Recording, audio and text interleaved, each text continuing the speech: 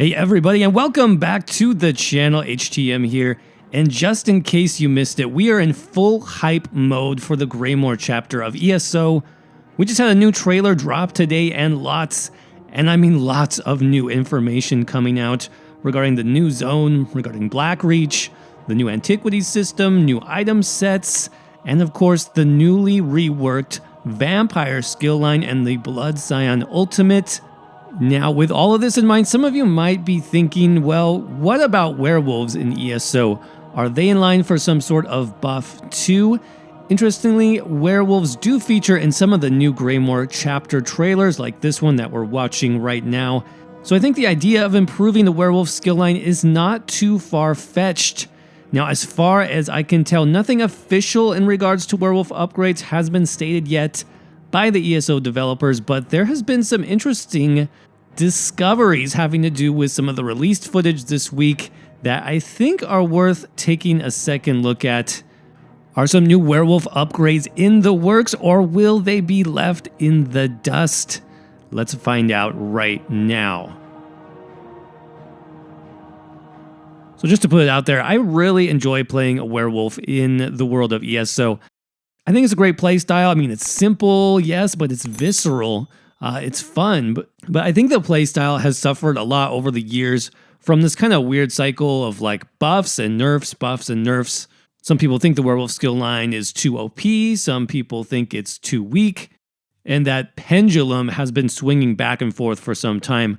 Now, if you recall the Wolf Hunter DLC from some time ago, we did see a really good initial set of improvements to werewolf builds as a whole in the Elder Scrolls Online. A lot of the pain points and reasons why the class wasn't really working were actually addressed in that patch. Werewolves ended up getting better damage, better healing, better resource and ultimate form management, and even sustain. And we actually saw werewolf builds become viable, I think, in both PvE and PvP content, and it was really a nice change for once. And we even saw werewolf-specific sets like Blood Moon came into the game to support that werewolf playstyle even more. But then, as many things do in MMOs, and especially in the world of the Elder Scrolls Online, werewolf builds were soon perceived as a little too powerful, and eventually they got nerfed almost to the ground. I mean, the werewolf form itself, the ultimate, ended up losing a lot of damage and a lot of utility, and then bleed damage took a hit as well. So what we eventually got and what we have now is basically a much weaker version of the werewolf. And I think compared to what we will have now with the new vampire skills, the werewolf form definitely feels a little bit lackluster. It feels like it's falling behind a little bit, and it needs to be looked at again. Now, this is where it gets really interesting. It does appear that some potential changes may have leaked through this week without a lot of people noticing. Now, of course, this is pre-PTS information. That means the PTS isn't even live yet with these changes, and all of this is subject to change over time, so keep that in mind. I'm sure we will be getting that official PTS build soon, hopefully in the next week or maybe 2 weeks, so expect more information to be coming out. I'm hoping to cover a lot of that for you guys right here on HTM. That being said, let's look at some of those potential skill changes that I was able to track down for you guys. So these do come from some of the videos that were published this week by different content creators having to do with giving us a first look at the Greymoor chapter. And so far what I was able to see was at least 4 out of 5 of those active werewolf skills have significant changes to them. This is really interesting, and it's good. Starting with Pounce, the werewolf gap closer ability, the base morph has been changed to have a new unique effect called Carnage. Activating the skill a second time within 5 seconds procs Carnage, which does bonus bleed damage over time depending on the enemy's health, up to 450%. Now, I know the quality is probably not that great on these, but this is the best I could get them. Now keep in mind too, this is just the base skill, and we don't know anything about the morph options at this point. Next, we have Hircine's Bounty. It's still a heal, that werewolf healing skill, but it appears to heal for a lot more health now in this pre-PTS patch. Also, an interesting second effect here, if you look further down, is that if you use the ability while at full health, the skill actually restores stamina instead of health.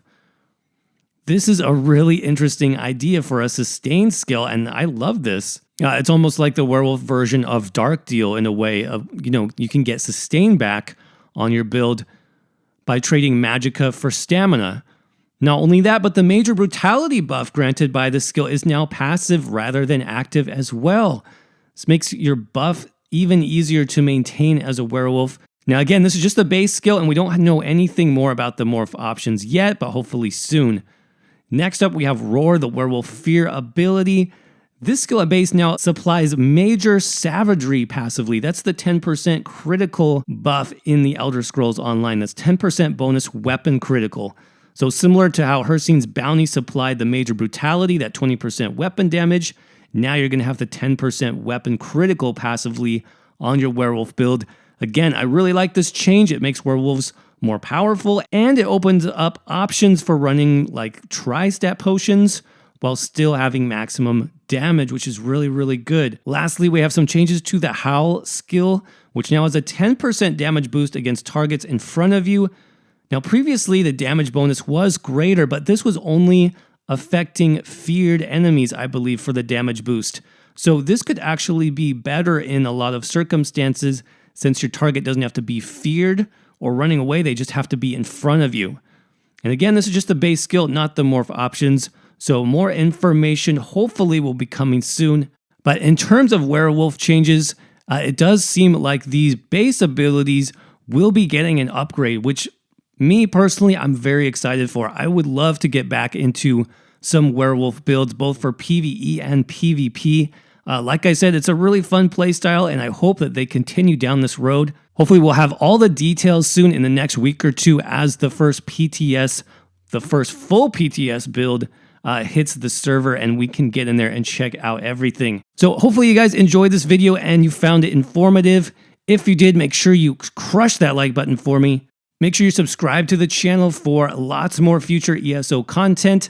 I do builds, guides, and discussions here on YouTube every week. So make sure you subscribe with those notifications turned on so you don't miss anything. And let me know what you guys think about this in the comments below. Are you surprised that werewolves might be getting this upgrade?